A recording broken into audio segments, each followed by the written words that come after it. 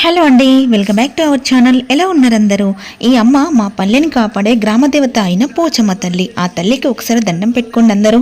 అమ్మ అందరినీ చల్లగా చూడు తల్లి. మా పల్లెలో ప్రతి సంవత్సరం పోచమ్మ తల్లికి బోనాలు తీస్తారు. ఈ సంవత్సరం కూడా బోనాలు చేయాలి అని అందరూ అనుకున్నారు. అందుకే మేము మా ఇంటికి వచ్చాము. తలంటి స్నానం చేసి శుభ్రతతో అమ్మవారికి బోనం వండి, బోనంతో పాటుగా పెరుగు, చారు, వేపాకులు, పూలు, పసుపు, కుంకుమ, కొబ్బరికాయ ఆకులు, ఉల్లిపాయలు, ఒడిబియ్యం, కుడుకలు, ఒక బ్లౌజ్ పీసు అన్నీ రెడీ చేస్తున్నాము అమ్మకి సమర్పించడానికి. భక్తి శ్రద్ధలతో బోనం వండినాక పసుపు కుంకుమతో ఆ బోనాన్ని అలంకరించి చుట్టూ వేపాకులు కడతారు. అసలు ఈ బోనం అంటే ఏంటో తెలుసా? భోజనం అని అర్థం. ఆ అమ్మవారికి అర్పించే నైవేద్యం అన్నమాట. ఈ బోనాన్ని కొత్త కుండలో కానీ, కుండ లేకపోతే కొత్త పాత్రలో కానీ వండుతారు. చాలా చోట్ల ఆషాఢ మాసం ఆరంభం అయ్యాక బోనాలు తీస్తారు. కానీ ఇక్కడ మాత్రం ఆషాఢం ఆరంభం అయ్యే ముందు చేస్తారు. ఎంతో నియమంగా బోనం ఎత్తుకొని డప్పుల సప్పులతో, బైండ్ల నాదాలు, ఆటపాటలతో అందరూ కలిసి సందడిగా ఆ అమ్మ దగ్గరికి వెళ్తారు.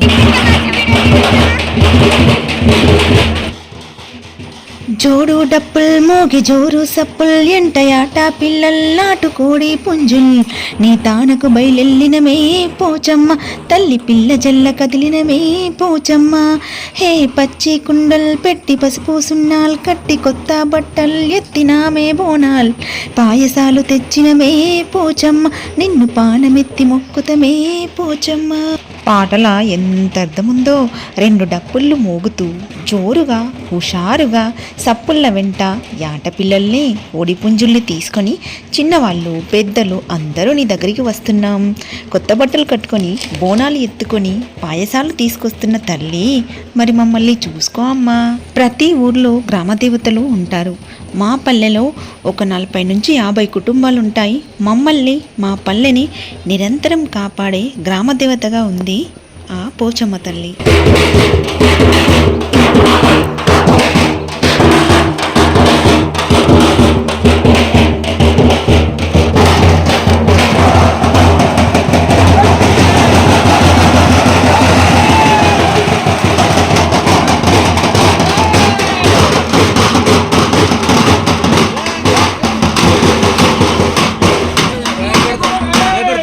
అఖిలాండ కోటి బ్రహ్మాండ నాయకి సంపూర్ణ శివాల గతకు శక్తిశార్తమ్మ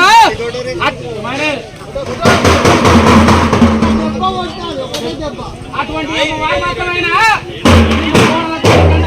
నమస్తే. రావే రావే ఈ బైండ్లవారి ఆటలు పాటలు మన తెలంగాణ సంస్కృతికి, సాంప్రదాయానికి నిదర్శనంగా ఉంటుంది. వీళ్ళ నాదాలతో అలా ముందుకు సాగుతున్నాము మేమంతా.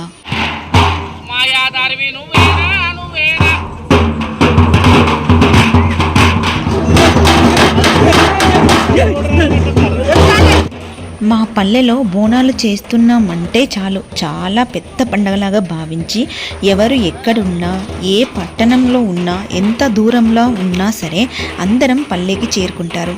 మా పల్లెంతా ఆ రోజు చాలా సందడిగా ఉంటుంది. ఎవరింట్లో చూసినా సంతోషం నిండిపోతుంది. అంతా అమ్మ దయ. సంవత్సరానికి 2 సార్లు మా పల్లెంతా సరదాగా సందడిగా ఉంటుంది. 1 బోనాలు, 2 బతుకమ్మ.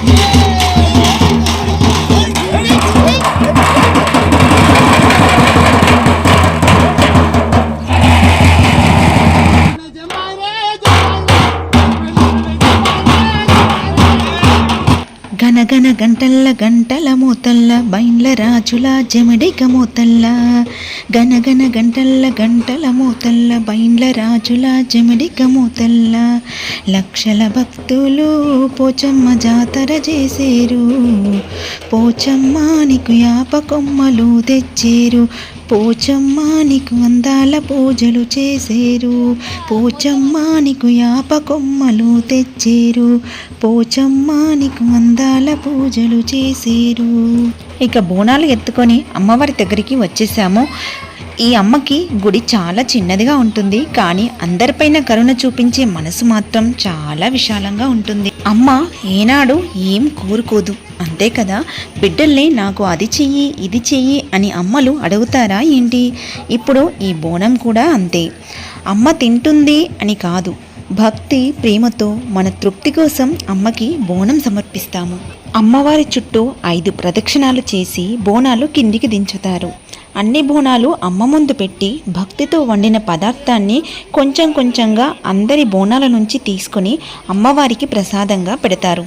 ఆ తర్వాత ఒక్కొక్కరిగా ఆ తల్లికి ఒడిబియ్యం పోస్తారు.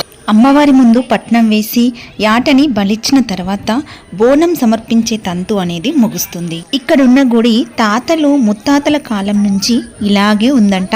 వాళ్ళు ఎలా అయితే ఈ అమ్మని ఆరాధించారో అలాగే ఇప్పుడు కూడా అదే విధంగా ఆరాధిస్తున్నారు. అందరూ అమ్మకి ఒడిబియ్యం పోసిన తర్వాత కొబ్బరికాయ కొడతారు. ఈ కొబ్బరికాయ మన మనసు లాంటిది. మన మనసు అమ్మకి అర్పిస్తూ ఓ మంచి కోరిక కోరుకుంటూ మొక్కుకుంటారు. అలా మొక్కుకొని నేను కొబ్బరికాయను కొడుతుంటే నాకు పువ్వు వచ్చింది, అలా పువ్వు వస్తే చాలా మంచిదని అంటారు. మన కోరిక త్వరలో నెరవేరుతుందని కూడా అంటారు. చాలా సంతోషంగా ఉంది పువ్వు వచ్చినందుకు. ఆ అమ్మకి నా కోరిక సరైనదే అని అనిపించి నాకు వరం ఈ రూపంలో ఇచ్చిందని అనుకుంటున్నాను. నా ఆనందం ఎన్నో రెట్లు ఎక్కువైంది. మహాప్రసాదం అమ్మ.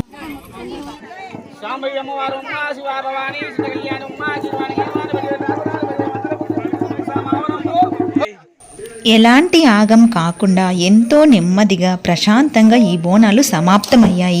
బోనాలు మార్నింగ్ 10 గంటలకి స్టార్ట్ చేశారు. ఇప్పుడు 1 అవుతుంది.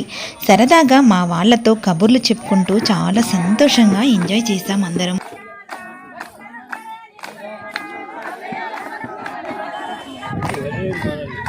ఇలా జరిగాయి మా పల్లె పోచమ్మ బోనాలు. సో వీడియో మీకు నచ్చితే లైక్ చేసి షేర్ చేయండి.